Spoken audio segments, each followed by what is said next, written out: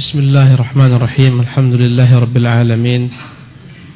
Wa sallallahu wa sallam wa baraka ala abdihi wa rasulihi Muhammadin wa ala alihi wa sahbihi ajma'in. Amma ba'd. Innal mu'minal muwahhida bi imanihi wa yaqinihi bi asma'i rabbihil husna wa sifatihil 'ulya ad-dalati ala 'azamatillahi wa kibriyaihi wa tafarrudihi bil jalali wal jamal ma yajadhibuhu ila ijtima'i hammihi 'ala Allahi hubban wa tadhallulan. Alangkah dalam makna kalimat-kalimat ini.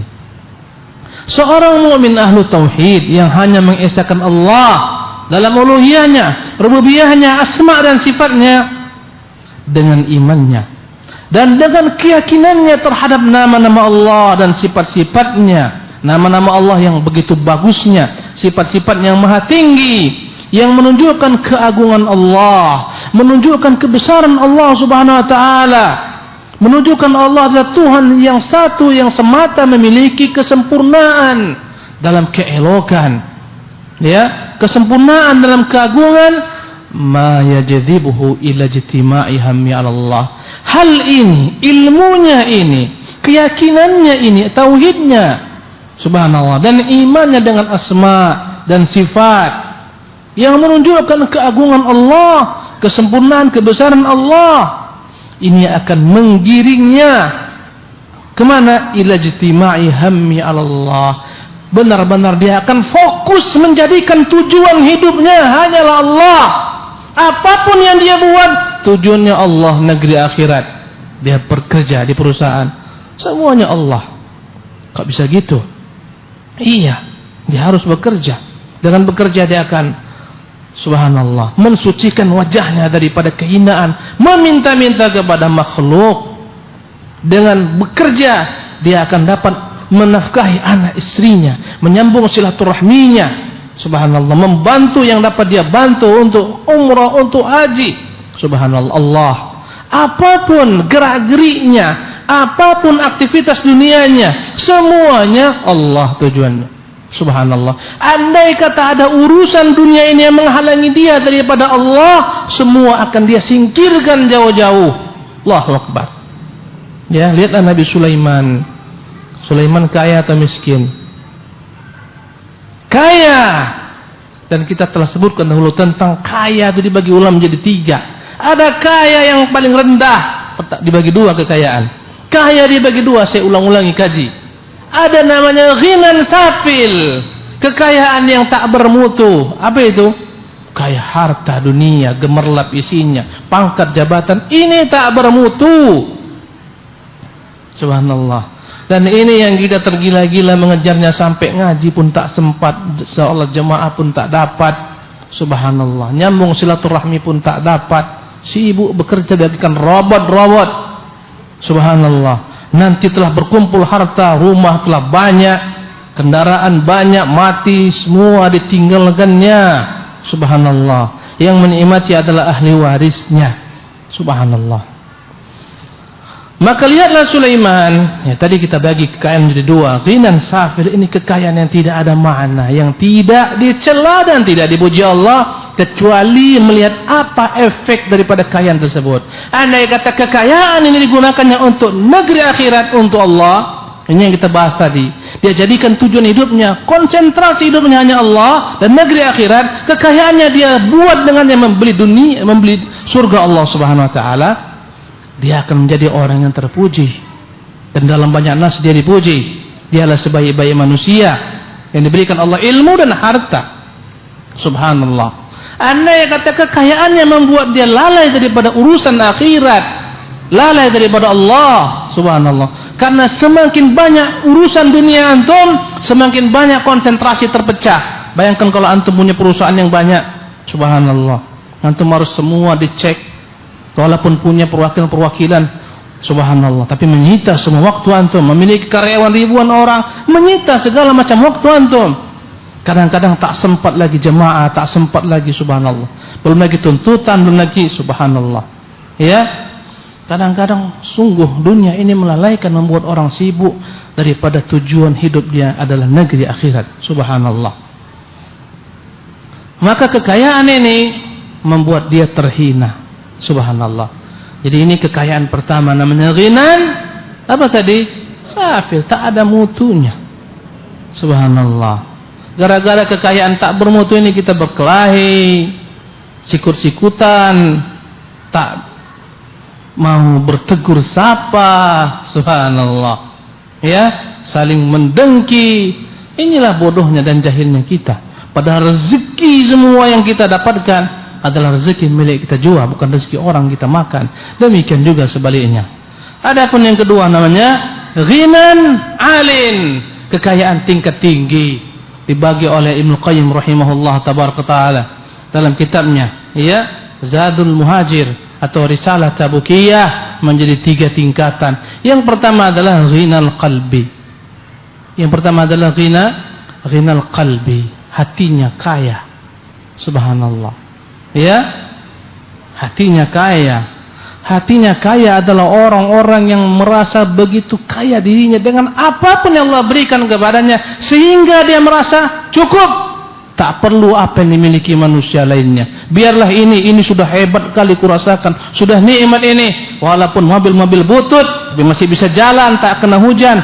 Tuh orang banyak yang kena hujan, mobilnya canggih-canggih, mahal-mahal, ya, tapi masih kredit, aku sudah lunas, riba lagi.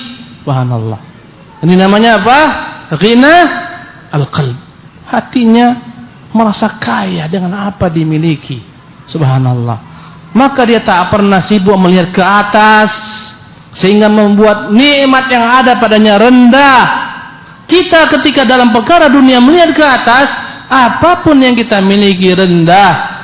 Berkata Nabi yang mulia sallallahu alaihi wasallam, ya, unzuru ila man huwa asfala minkum wa la tanzuru ila man huwa fawqakum fahuwa ajdaru alla tazdaru ni'matallahi alaikum. Lihat ke bawah, jangan lihat ke atas, agar kalian tidak kufur dengan nikmat yang Allah berikan kepada kalian. Subhanallah. Ya, kalau andai kata lihat ke atas, lihat handphone kita, ya Allah udah jadul kawan nih. Lihat handphone kawan, ini masya Allah, ini seri terbaru ini, seri yang ke-7 ini, yang ke-8 ini.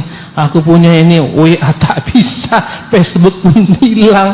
Subhanallah. Akhirnya dia ngutuk, apa handphone jelek, apa. Padahal dengan handphone inilah dia dapat berbagai macam bentuk kenikmatan hidup dari Allah Subhanahu wa taala. Berarti dia tidak memiliki apa? Ghina al-qalbi. Yang kedua namanya ghina nafs, kaya jiwa. Kaya jiwa lebih dahsyat daripada kaya hati. Kaya jiwa tak punya pun dia merasa cukup. Tak punya mobil, naik mobil sewa, daripada beli rumah kredit, riba, kontrak, tak apa. Ya, dan dia merasa dialah orang paling nikmat hidupnya. Dialah yang merasa dia orang begitu kaya di dunia ini, karena kaya adalah maknanya orang tak butuh kepada orang lain. Subhanallah. Ya, tak punya pun dia merasa apa? Kaya. Subhanallah, karena dia nggak butuh itu semua. Nabi SAW kalau mau punya emas, wallahi 2 gunung, yakni gunung Uhud yang begitu besar memanjang di kota Madinah, semuanya bisa menjadi emas jika Nabi mengkendakinya sallallahu alaihi wasallam. Tapi tidak dikendakinya karena Nabi telah melewati tahap kaya hati, kaya jiwa. Subhanallah. Dan kekayaan tertinggi tidak ada tandingannya. Yang ketiga, al-ghina billah. Ini kajian yang dalam ini. Al-ghina billah. Dia merasa kaya selama dia bersama Allah Jalla wa'ala, Tuhan yang maha kaya daripada segalanya. Inilah yang dirasakan oleh Nabi Sulaiman.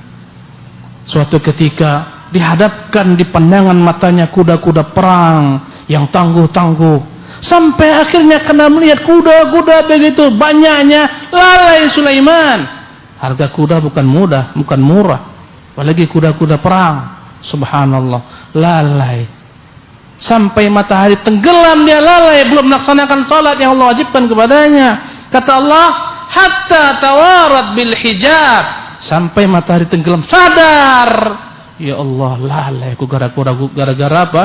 Kuda-kuda ini. Rudduha alayya fatafiqa mathan bisuqi wal a'naq. Kata Sulaiman, semua kuda bawa kemari, dihabisinya, disembelihnya semua kuda itu. Ini yang buat aku lalai dari Allah Subhanahu wa taala. Kita lalai dengan Android. Tak kapan kita baca Quran? Kalaulah kita seperti Sulaiman, sudah sampai pada tingkat al-ghina billah, apa ini Android? Tapi kita belum sampai kepada tingkatan Sulaiman alaihissalam. Di mana tingkatan kita? Setiap orang tahu di mana tingkatannya. Subhanallah. Kayaknya masih sibuk dengan ghina as-safil kerja kita.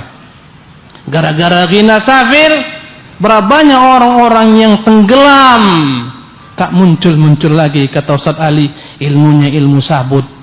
Muncul sekali, tenggelam, tiba sampai di sana, muncul lagi, ilmu sabut. Subhanallah. Allahu Akbar.